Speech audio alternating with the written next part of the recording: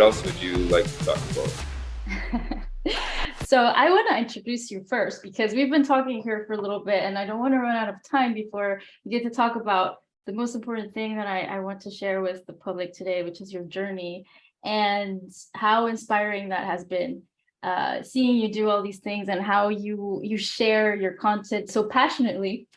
And one of the main objectives of this podcast is to give people different avenues to explore and to see what they resonate with, because I'm not here to just say, the things that I think about and what I agree on. I've realized that it's also important to talk about even the things that I might not agree with so much, but that I find really intriguing and that I think are maybe going to spark other people, because it's like you were saying earlier, they're coded a certain way and we all have specific missions to accomplish here. And yeah, so welcome to the Dream Podcast, Ryan. And what can you say just, to introduce yourself? From what I know, you are an entrepreneur. You're a former pro driver and also a wingsuit pilot, right? Yeah, so extreme sport athlete. I guess I started my journey young. I left home at 15 and I kind of built my own entire world, going through different lessons of darkness and different lessons of losing everything twice in my life. I actually became a professional Formula car driver after I lost everything. So that was an interesting time in learning lessons and being able to dive into the depths of different aspects of our programming, and go through it and pull myself out and find that signal. At times before information like this was available, we had to do it the tough way and build that. But now I'm at a point where I own all of that, all of that applies to my lessons and things that I can use and now teach former versions of myself. When I sense people are going through similar lessons, I can share codes or plant seeds or offer breadcrumbs to them so that they can kind of work to that instead of just help. But yeah, moving into professional race car driving for 6 years. One of the things I learned there was feedback and sensitivity. I would be going at very high speeds. I'd be operating at a heart rate between 160 and 170 beats per minute. Cars around me, going to different tracks, racing in Brazil, all through the States. But I would have to sense the feedback of the car and feel the car and translate that to my engineer in real time under these states, and then adjust the feedback. And this taught me a lot of lessons about how the small changes and sensitivities within our bodies can create massive changes. If the car adjusts just 10 millimeters or half a centimeter, down the road it changes the race quite a bit. If we brake a little bit later, if the downforce is changed, if the tires wear out, if the brake bias is different, all of these adjustments that we make in our life are very much attuned to all the adjustments with our belief systems, how we respond to emotions, how we think, where we put our attention, and they make massive changes throughout life. So we're focusing on these internal sensitivities and starting to build them up and strengthening them. We notice that we become more of a participant in the human experience. We start to download more of ourself, more of our real self, and have different perspectives in things that we do, which has been really empowering. And moving from racing, I started to skydive, get into base jumping, wingsuiting. And that was a journey. And a lot of people think it's an adrenaline thing, but it was actually a journey to complete responsibility and accountability. I remember when I first started, I saw these people jumping off cliffs in Norway, and how they spoke after was just from this point of absolute freedom and responsibility. And I wanted to learn that. So I started my journey. I started skydiving like everyone else. My first, 10 jumps where I was in my head quite a bit. It was hard to reach back and, learn what to do next. And there's a lot of thinking in my head, but the more I did it, the more I started to cultivate this internal setting and this internal skill set that I would take to a point where 4 months later, I was training, jumping off bridges, practicing for Norway, jumping with some of the best in the world and free flyers through my journey. And I would be in the air and I could look where I parked my car at some point. So I would start to cultivate this trust that I carried with me and I didn't need it outside. until I was standing on the edge of a cliff in Norway, and everything like came to me packing that one parachute, me checking the wind, me walking up. And the mind is going to tell you a million reasons why you can't do it or don't do it, or all these things, and fears come. And you have to step outside of that and go to all of the skills and everything that you've done through that year, full accountability. I check this, and then completely surrender and jump off that cliff. And once you jump off, there's no going back. The mind it accepts it completely. And it's this feeling of freedom and massive accountability. And then everything that you've prepared for comes to you, and you just perform. And then when you actually land and you land, what happens is you feel accomplished and you learn something. You learn that the mind tricks you quite a bit, and the programming and fears that are given to us are just there to sharpen us and strengthen us. Because without all of the resistances that we have in life and the challenges we have in life, we would never evolve if we go for comfort and safety. So looking at that from a perspective of step by step, learning things, learning the feedback. I worked with very advanced brain coaches during my racing to learn feedback and linguistics and programming.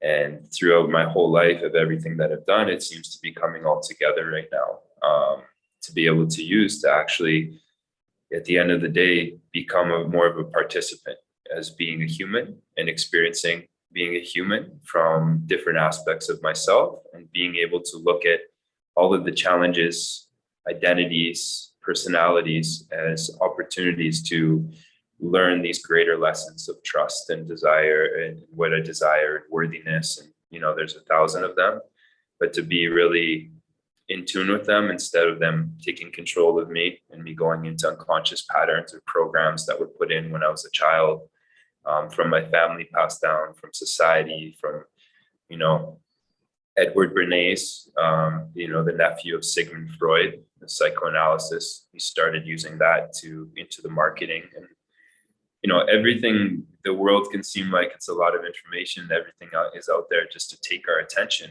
and I realized that our attention is the most valuable thing that we hold. Where our attention goes, energy flows, and it's what we power. So we can power our fears, we can power our doubts, we can power our creativity to bring in things into the world.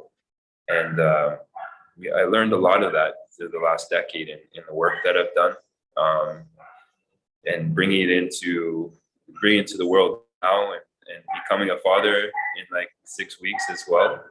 It's now time is slowed down. It's like a very position, and one of my colleagues and business partners actually taught me or passed on the code of Godspeed. And I know God has a lot of programming in the word: God, love, trauma, heal. It's got a lot of individual programming to it, but it just means to be on that perfect pace, not too fast, not too slow, but just following the signal, that perfect pace. And it sits you into this very confident conviction of work. Things come to you and follow you. And it's like you're leading into this unpredictability with your heart instead of your mind. And that leads the way. And if you fall off, there's the law of consequence, right? Which gives you that feedback, and you take that adjustment through the templates, and then you get back on that Godspeed. And now it's about slowing down and passing on the quality of these teachings that I've learned through generations, because the next generation of children are much faster and stronger, because they're going to have a better start in life than I did. Obviously, I come from a broken family, so does my wife, and we did lots of work, over the years. And now we get to, like, all the work that we've done on ourselves and all the work, now we're in a place where we can, pass on remnants of that work for our child to learn, but at the same time, give our child space to grow and give it the proper lessons of empowering and choosing and starting him off at a really good pace, because how we start is everything, the little tiny nuances of everything. So now the mission is just to be on that Godspeed and to do the work, and to be able to pass it down generationally at this perfect pace. So this is something that I'm learning now, becoming a father. These codes are coming in, realizing just sitting into day by day and all the work and understanding and fine tuning the different cellular DNA changes that are coming every day. It's just noticing that, and just like coming into it, and then having the universe and everything kind of give us everything we need for the next step. It's like I'm 40 now, and it's like the first 40 years of my life prepared me for what I'm doing now. So yeah, it's a little journey right now. Oh, that's beautiful. And I do want you to tell us a little bit more about what you mean by staying on signal. Yeah, what do you mean by that? So signal can be different for everyone. It's kind of like tuning into a radio station. It's where you get to the point of thinking, fear, signal, until you kind of feel like you're just on pace, and you're receiving information through the superconscious. You're receiving insight, and your rational mind is out of the way. The rational mind likes to get in the way all the time and stop things from happening. And this is an act of the personality. So we have personalities which are limited perspectives. We only know what we know. We wear these different personalities in different interactions. So we'll wear a certain personality with our mother, with our boss, with our friends, going into base jumping. These are all templates that have different belief systems and different programmings, and also different opportunities for us to see. We're projecting our events out, and what comes back is how we have to understand what comes through that lens of beliefs. And we're able to understand what comes back through the lens of beliefs by sensing it, stepping out, and following that signal. And being on signal is being on Godspeed. It's being on that specific pace where we don't feel out of line, where we're actually listening to being on signal is being in a flow state in the race car. It's being in a flow state in the wingsuit, to where we're directing our path based on the feedback, rather than being pulled to our fears or our beliefs or our programming out there, and just being open to not needing to know what that is. Wow. It's like I say, imagine a color you've never seen. What that does is it opens the opportunity to explore new information. It's possible, but we can't quite grasp it with our rational minds. And it teaches us this little layer and this little lesson that we are going to learn things we've never experienced before. And as the only way to do that is to be open to it. Right. Sensing it first, not thinking it first, taking information through the superconscious mind, which is very connected to our soul, spirit, whatever. The words are different for each person, but obviously we have epiphanies, we have different layers of bodies and minds and everything. And without getting too ingrained into a belief system in that construct of what it is, it's a sensitivity. And this is what we were talking about before. Cats can really teach us this. And it's sometimes I tell people to imagine they have whiskers. And this is much like a higher sensory perception. It's because the cat doesn't think about its whiskers. It's just another layer of sense that it gets the input to add it to the perception of everything. And like I was saying earlier, cats, I have a friend of mine that worked in Bolivia for 2 years on a rescue foundation with a full-size jaguar named Katie. And he would walk the jaguar for 2 months every day, feed it full size, and it took him time to build a relationship with it. He said that the jaguar and the house cat is absolutely no different in personality. They just have different bodies. And where I'm going with this is that these cats are the proof of work of nature through their precision and adaptability, moving around, getting pushed out of their territory. All they have is their senses and their instinct and their adaptability. They don't have drama. And they're brilliant every step. When you go, what's fascinating to me right now is the snow leopard. So the snow leopard, very, very small environment, and they need to be so precise and adaptable that if they missed more than 2 or 3 kills, they don't have enough food to feed them and their family. So they have to choose every step of energy. And in their entire lives, they might need one mate to have kids, yet they survive and they don't complain. and they operate on this brilliance of like the proof of work of nature. And it's like learn a lot from these animals and their spirits and their time over the thousands of years that we kind of ignore because we try to think of them through the lens of a human. Like it wants to do something. My cat wants to eat me, or my cat operate like that. It's operating on a different scale of reality. So they're definitely teachers, and I definitely have a fascination and connection with jaguars and snow leopards and everything because I think they're just absolutely brilliant teachers. All these master animals, the eagle, the falcon, you know, it's like they did a lot of work through thousands and thousands of years, and that's why they're there. They're the proof of that.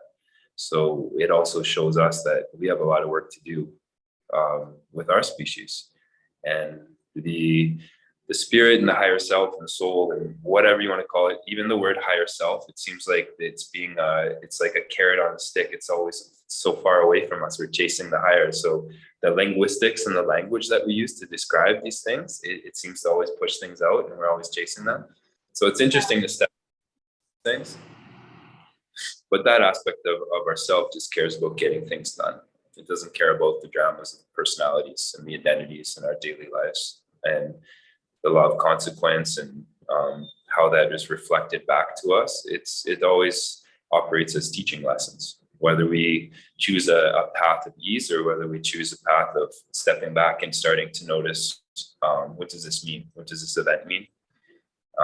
It all leads to the lesson at the end of the day. There's no end to this human process.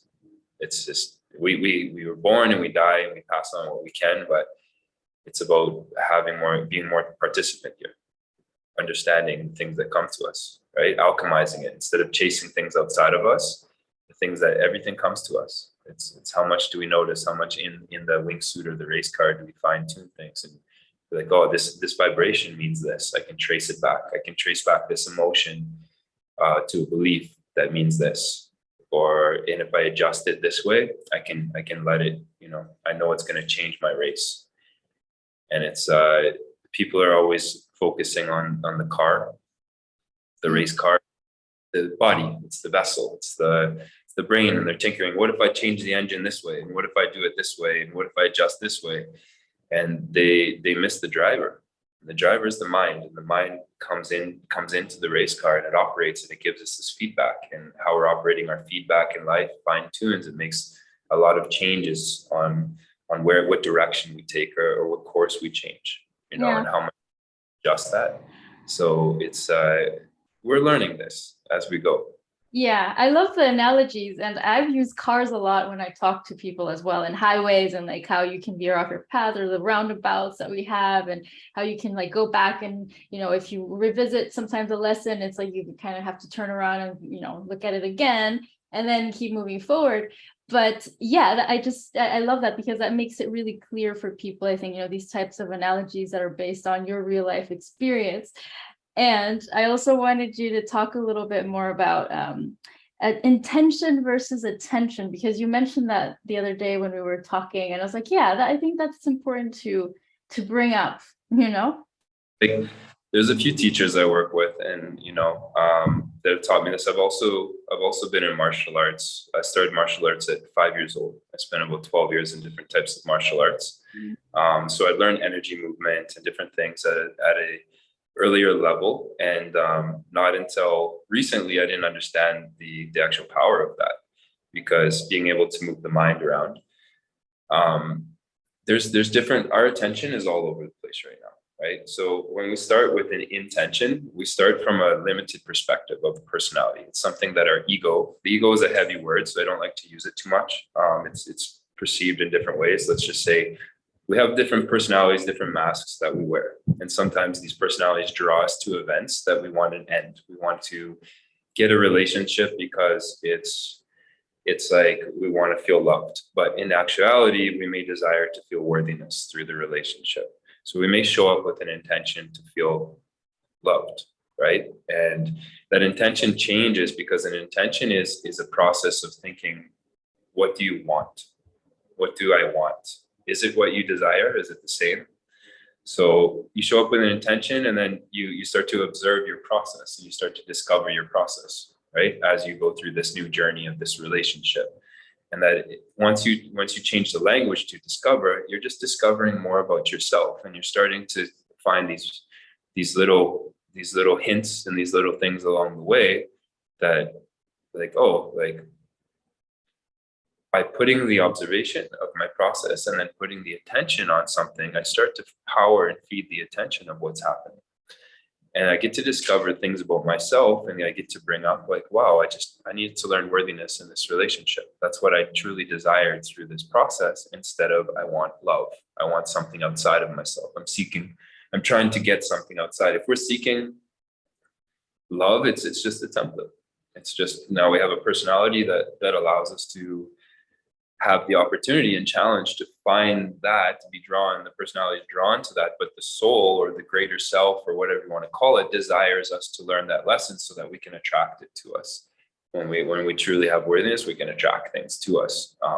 And it's just like going through a video game level, right? We have the soul as the player, and then the video game character is the personality. And we need that video game character to pass that level, so it can get the skills to the next level, what we desire. And the soul is just speaking through sensation and intuition. It can't tell them what to do. So it's as a fun analogy, it's like we're just going through different levels and gaining this experience and skills, and then passing it down. But it all leads to the original, what empowers you. Any teachings that put power outside of yourself in different modalities or different things that you need to, as a crutch. This one of the things I have in my discernment. Anything that has escape or save or put power outside of myself, I look at it different. I look at the encryption in those teachings, and I filter it through that lens. We have many tools and many things and many things to help us through life, but when we need to use these as tools, like right now we're talking on a cell phone, the internet, we met on social media, this will be on social media. It's all about the user. It's about our accountability, and the same accountability that I had on the edge of the cliff in Norway. We can scroll through our phone and have dopamine hits, and we can have ideas. And yeah, the system is out there to do that, but it's also a beautiful practice for us to sharpen and evolve beyond it, because we wouldn't be able to share information or connect without this technology. And it all comes down to the user. It all comes down to your full accountability that everything happens to is you. It's you're responsible. There's no victim, victimizer program. And there's many technologies coming in, and one of the things that concerns me is artificial intelligence that's coming into a predictable way and taking the reins, but we almost asked for it. We come into life and we're like, we don't know what to do. I don't know myself. I need to find myself. Tell me what to do. Give me safety. And we're almost manifesting or creating the space for artificial intelligence to be like, okay, come in, stand here, do this. It's efficient. Be good, into this system that's almost like the Matrix. This takes power outside of ourselves, and understanding that life unfolds unpredictably because we're creating it. Same as quantum mechanics, the double slit experiment. Everything's a probability until we observe it and collapse it, right? So this is the macro of people. If everyone's looking at something, it becomes part of a host and anchor in the reality. And sorry, I'm gonna just interrupt you because I'm gonna forget. Because this double slit experiment and everything just brought to mind something that a lot of people have been talking about in my field lately, and I want to know your opinion real quick. The non-playable character. What do you think about that? The non-playable, like the NPC? Yeah. Talking about? I think that's people that have fallen so far off the signal. Like it doesn't matter. Like we can describe architects so much, but we're actually empowering them by describing them and giving them our energy. Instead, we notice them like the whiskers on cats. They're just in our field, and the more we give power to, the more the rational mind loves to split an atom until it can't split an atom. It doesn't realize that in the quantum world, the more you split an atom, the more it creates an atom splitting opportunity. It's endless, right? So the NPCs, they fill in the blanks, I guess. I don't notice them. It's great. I actually like them because they fill in the blanks, but my attention goes to what I want to power and where I want to move into. So I would just say that they're just possibly fragmented. They're not on signal. They haven't found signal yet. I mean, like in the Matrix movie, right? Morpheus doesn't go around trying to wake up the NPCs, actually, here, think about this. This came to me right now, which is interesting. And I've been exploring in this holographic reality, our beliefs, collective beliefs, need to hold a layer of how it works, right? So if this layer isn't held by a certain group of the masses, the hologram kind of gets shifting. What is real, what is not real? So if everyone believes a specific physics or science and they're looking at it, it creates a realm where we can operate in, right? So NPCs are actually holding this belief and they're hosting and looking at this reality. So they're actually anchors into the reality. And then you actually have the people that have worked in the scientists and whatever programming that have a signal for them to actually host this specific reality. So yeah, I have been thinking the same kind of stuff. I had this dream. Sorry, just real quick. I had this dream where someone was saying, someone was gonna die, and they're like, "Oh, but they don't have to die if they don't want to," or something like that. It's like they just want to die, and that's what they're gonna do. So it's that their belief, right? And then all of a sudden, someone in the dream was like, "Oh, I'm gonna die if they die," and then the other person changed their mind, and they didn't die in the end. It was just about their belief, that they were. That's what was gonna happen. And I'm like, yeah, it's all about like really what we believe ourselves, but also the collective consciousness. That is, like you said, I totally believe this too. It's like it anchors in that belief. Like if everybody thinks that eating a ton of meat, just to give an example, eating a ton of meat is going to make you buff, and eating a ton of protein, that's what makes you really buff. That's exactly what's going to happen to everyone, regardless of if they believe it or not, because it's anchored in, like you said, right? That makes sense. And what anchors everyone in this reality is their work and their time, right? And obviously time is not linear. That's a whole other thing.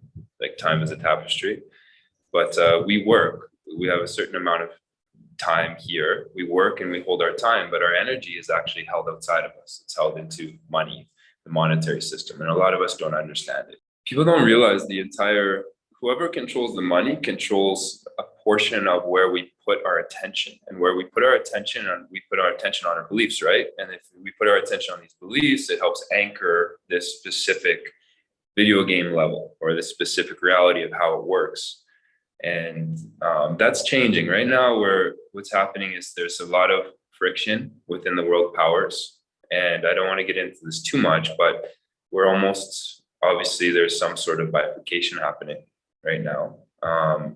But we're splitting off into more tribal different communities. So there's big tech, there's pharma, there's US, there's BRICS, there's different types of monies being tested, different type of values being tested. And there's a lot of things, and everyone is after the capture of the attention.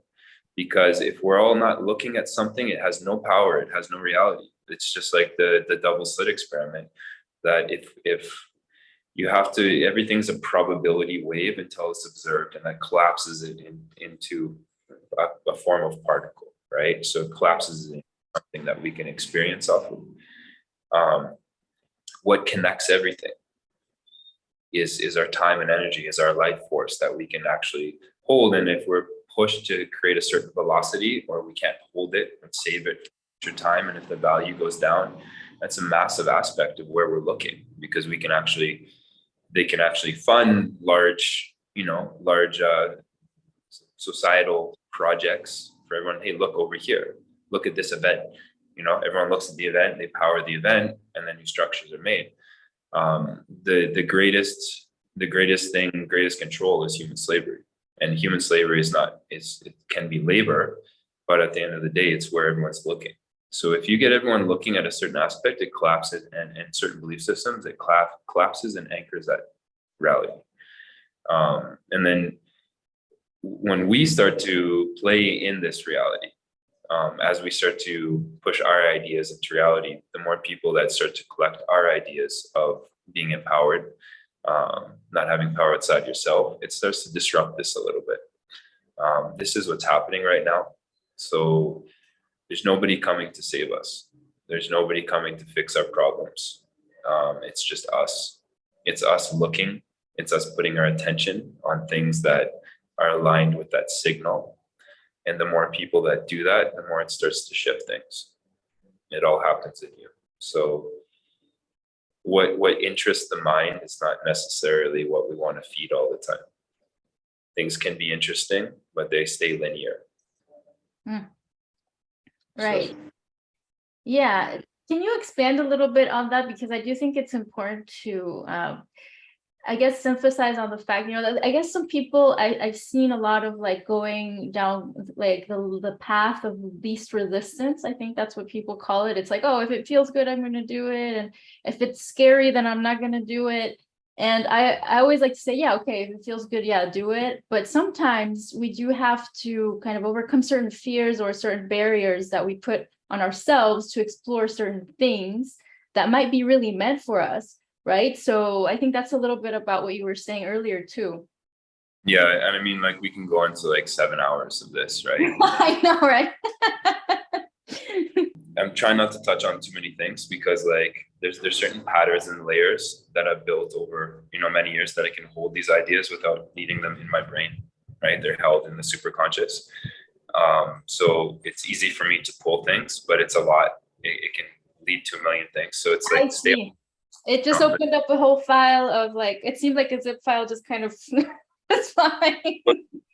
and the more I open it up, the more I learn myself, right? It starts to activate the more we share it. But yeah, it all comes down to the individual and the basics, the basic rules, the basic code that you have, and some of the basic code that you can have is that anything that gives my power outside of myself, like step back and sense it with those whiskers, does it serve you or does it serve the identity? Is it something you want or is it something you desire? Savior programs, anything that's escape, I need to escape, save, that's disempowered. How does that feel?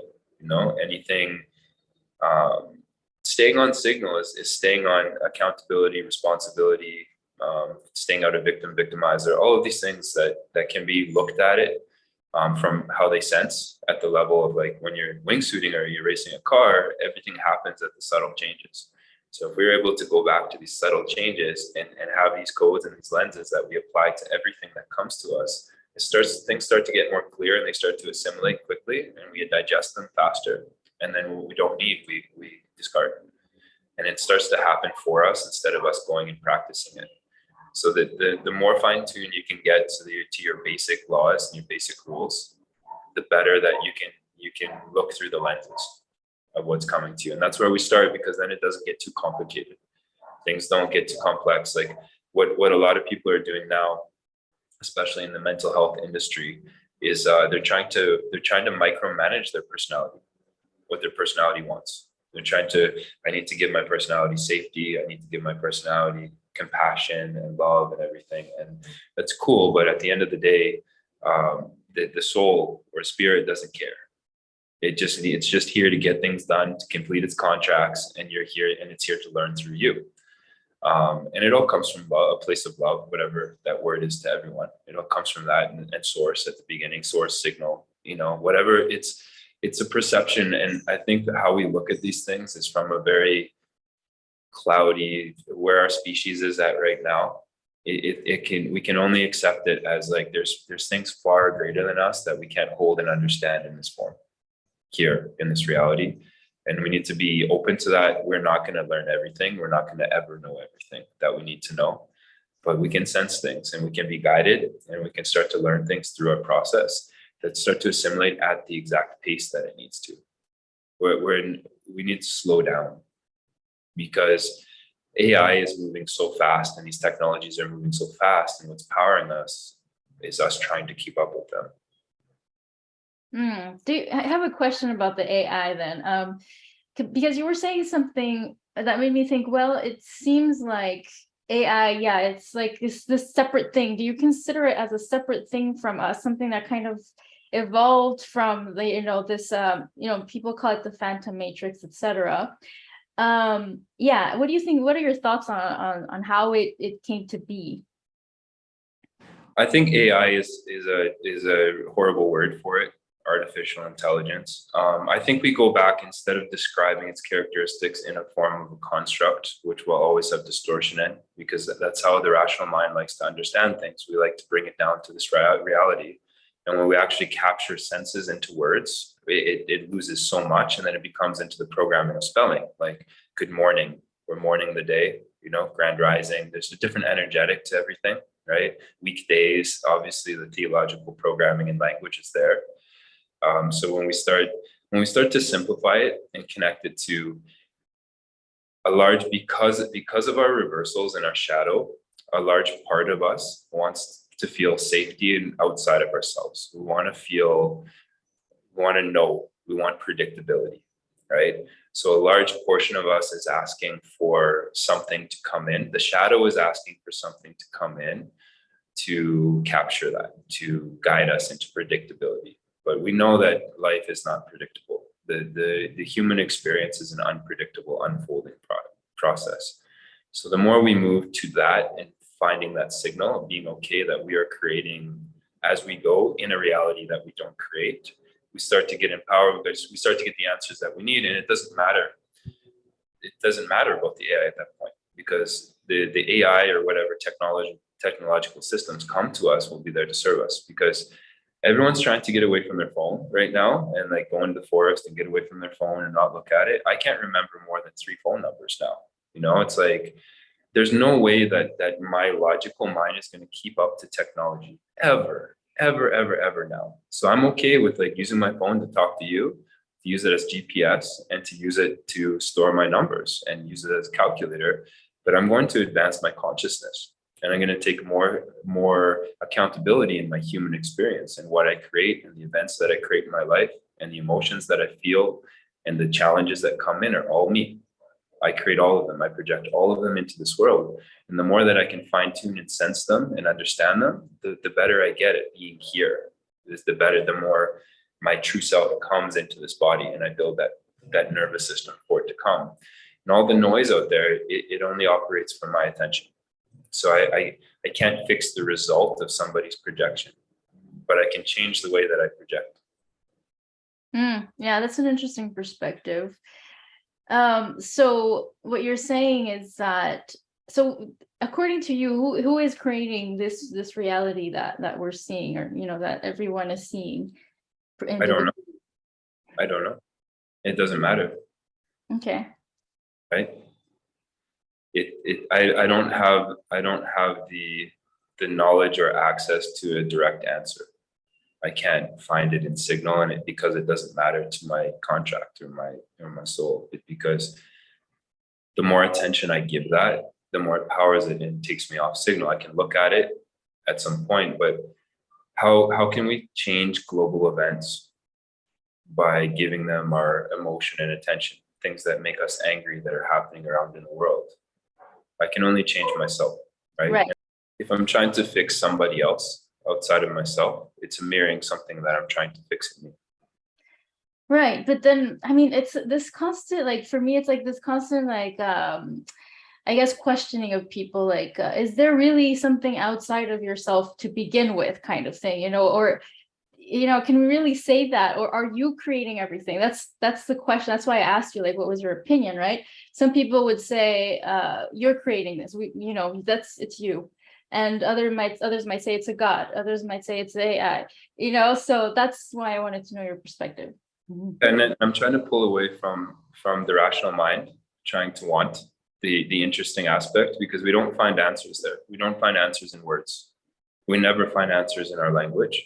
We find answers in sensing and knowing, and the super conscious and the way that the minds work. We have the subconscious, we have the rational mind, the instinctual mind, and the superconscious mind. They all work on different levels of information that's given to us, right? And the last point is that we take it through the rational mind, and we're able to bring it into the third dimensional reality. Everything will come to you. All knowledge is available. You have to be ready for it. And if it's interesting, you're not ready for it.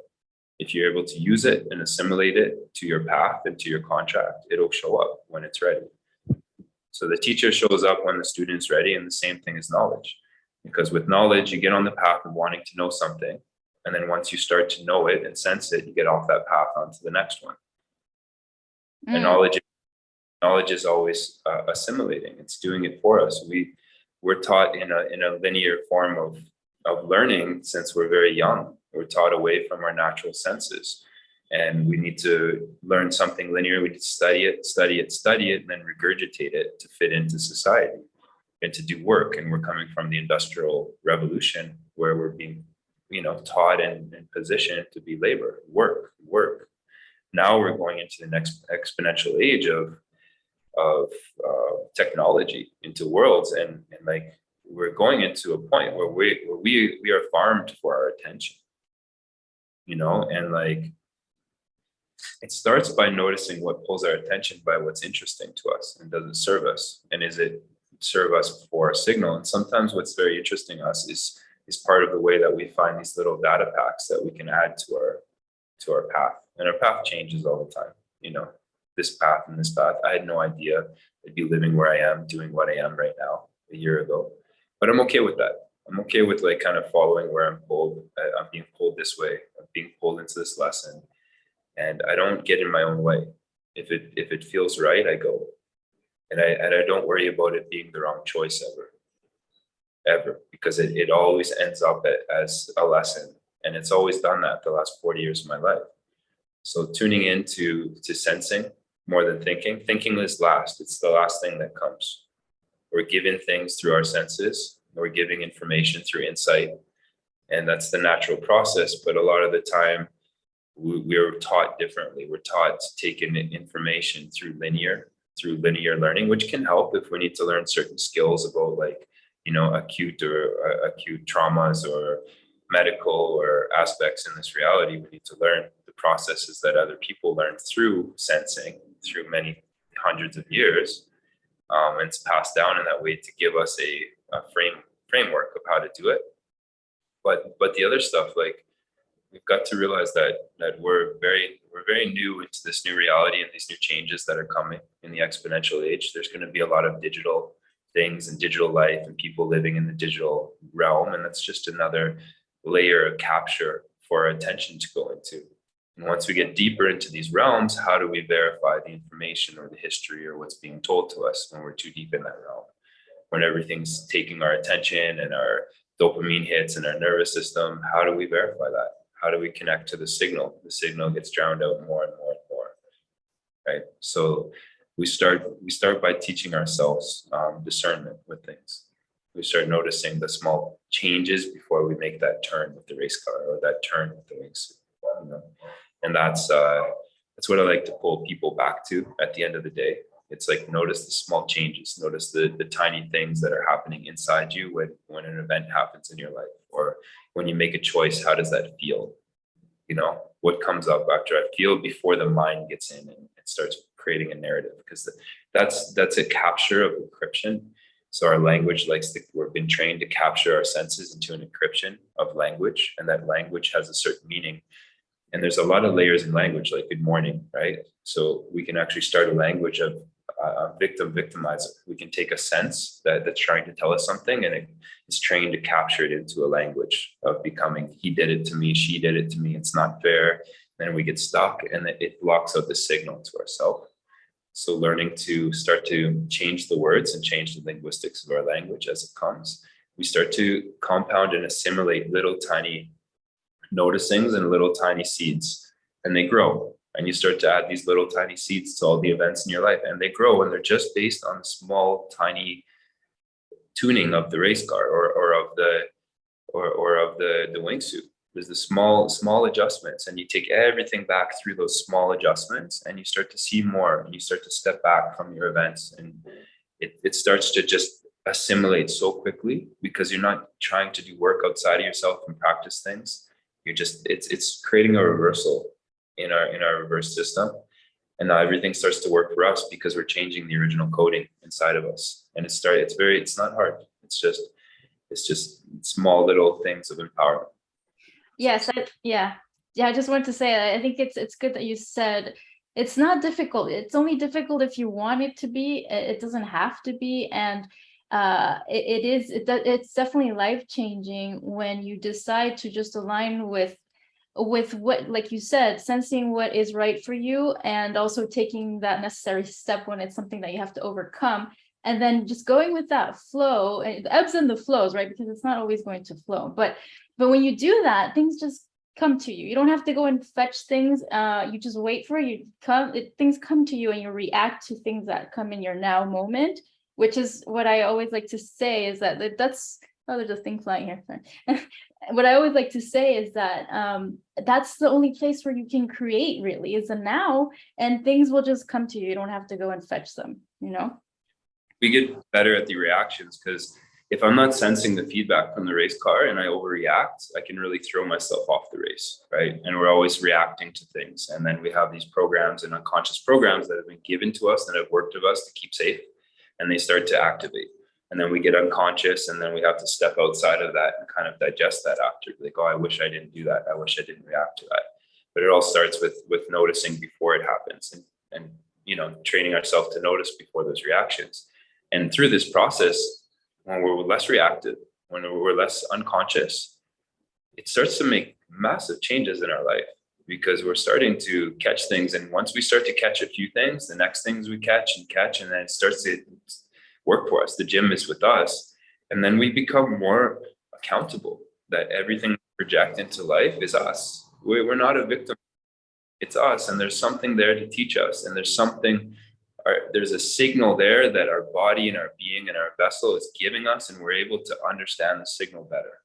We're able to like understand and listen to that feedback better, because the mind isn't getting in the way, telling us we're the victim, we're the victimizer. Right. So yeah, I guess I could use the word react, right? And I guess a better word would be more like, I guess, take action. I don't know. What do you think? But first we react, and then we discover, right? Okay. So Mm-hmm. we can catch ourselves before we react, it's fine. But when we change the language, when we say react, it's cycling. It's like we're now like we're angry that we reacted. And then we say react, and then discover. And then we discover, and it alchemizes and starts to work for us. And it's just these codes and this language and this linguistics. Like, these are systems that we're building right now. I know I discussed we're not ready to open them up to everyone, but like a programming language that gives people the power to understand things. Like one powerful one I'll give to you is let's do a thought experiment, right? And let's imagine that the world is I can stop there, because I said let's do a thought experiment. You opened up to your imagination to exploring whatever I said without friction. If I started with a big thing like God and Satan, world is round or flat, depending on your belief systems, you would not take in the next things that I say. But because I present it as a thought experiment, we get to play around in our imagination. We get to play around in the stories like we would in a movie. And we may find something new here that helps us discover something about ourselves, just because of the language that we're using. And language that we use, like love and trauma, and they're very programmed. When you go into a trauma, there's physical trauma from movies and everything. An ambulance is coming, it's got a trauma. It's a very heavy, dense coding. And then trauma is generational trauma, healing trauma. And I know it's very triggering for people, because it's a lot in their work and the words that they use. But it's if you're describing your story to yourself, or your history or path with trauma, there's still an energetic through that symbolism that's going to create a sensitivity and a feedback that might keep you from discovering if you used a different word. Like, I need to learn or connect with my past, so I can discover myself. That lightens it up, and it opens the language for us to start to explore differently without those anchors. So oh wow, yeah, like like you said, we could like take hours talking about this, and I did just mention real briefly that I am starting to feel like there's a need to move away from certain words, just like you were saying, that for me are mostly used in mainstream spirituality, and that for me, it's like, I don't really want to use that word over and over again. It seems like we're using them every day. And it's like, since at some point it's like, okay, we need to, like you said, kind of change our way of presenting things to people. I definitely agree with you on that one. But yeah, so thank you for bringing that up. And we're running out of time here in a little bit. I have to go. But maybe just share a tiny bit of what you're doing. I know you can't say a lot because it's still in process of like development. But for those who might be interested and sparked by what you do, they can of course contact you individually later on. Yeah, we're working with specific technologies right now, and I guess we found a way to rebalance certain systems that we can introduce this information at a more efficient level. And it's working quite well. So it'll be presented. We'll do another maybe podcast in a few months, and I can give people the actual aspect when it's done. But it's very exciting, and we're working with excuse me, we're working with very special people right now. And these people came in to my world about 5 months ago, and we're all the same, and we're just operating from heart on God's speed, and like bringing things in and staying on signal. And it's like the all-star team, and I'm so grateful to have met them. It's been like, I feel like 40 years, and we're doing a new contract. So what's for the future is what we create and what we put our attention on. So it goes back to the small changes. Everyone's looking at the external, the big changes. What's going to happen in this great event? Well, what started it? Go back to the root. So we continue to work on this pace and pass it down generationally. Everyone can look all over the place, and if you look there, we'll still be going on our pace. It's just, and if you want to join, join. If you want to get off, get off. Join, get off. Doesn't matter. We're going on our pace, and there's no rush to save the world or change things. But the pace that I see that we're on is helping these consciousness technologies start to be understood and digested by the right people more, and that is staying a little bit ahead of the fragmented aspects that are also here. So it's just staying on that pace, and sometimes in racing, slow is fast. You go operate slow controls into the corner, and you come out really fast. And same with wingsuiting and everything else, and that's the pace that we're on right now. So yeah. Oh, beautiful. Thank you. Thank you for sharing all of this. It's been amazing. And like I said, I just love the analogy. And it also makes me think of my background in running, and how it's also similar, how strategic you have to be in racing and all that. And, I want to invite people to think about things that you might have done in your childhood, or that you might still be doing, whatever it may be, sports or an activity that you really like, and how that is helping you connect with what you're here to do, what your mission is, and the skills that you have developed, because I just love how you apply everything that you've learned from racing and skydiving and everything into your work, because like you said, it's literally building you up to where you are now. And yeah, so it's amazing. I think we did great today. It was a cool conversation, and we touched on things just perfectly. So happy to be here. And yeah, I'm glad you're smiling at the end. So it's cool. Of course. I always love talking to you. Like I said, we have our different points of view or whatnot, because, but I love how we can come together and kind of just bring these messages in. We should be able to operate from our own identities, our own belief systems, and share things, and like use the opportunity to anything that triggers us to like look at it. Okay, what does this mean? Or anything that resonates, to look at it, and it's just this co-creative process of sharing information as these two vessels from two different places of growth, in different templates, and we can come together as these, sovereign beings, and share with each other in abundance, right? It's my view, this is your view. Let's put it together. Let's trigger each other. Let's resonate together, and like, how well can we assimilate that? Of course. And I, of course, resonate with a lot of what you said, like for the most part, and that's also why I invited you here. If not, if it didn't have anything to do with what the main message that I have to bring, then I would have said no. But I was the one who invited you anyways, so so thank you so much for being here and all that you're doing. And I'm just thinking about, certain people that I know will get really inspired. Just off the top of my head, I can already think of some people, it's like that background of coming from this, I guess what I was thinking is when you're doing, racing and all that, it's a whole different environment, and even the people that you're relating to. And then all of a sudden you have this like huge shift in your reality where you're like, whoa, what am I doing? I'm gonna, use this, of course, to benefit me for what I'm gonna do later, but I'm going to completely shift my reality, Right? Like while you do certain things, like there was a portion of my personality that wanted me to race, but I didn't know that I would be using the codes from that now. But some greater part of me did, you know. So it's like you can go back, and that's what I mean by like owning it.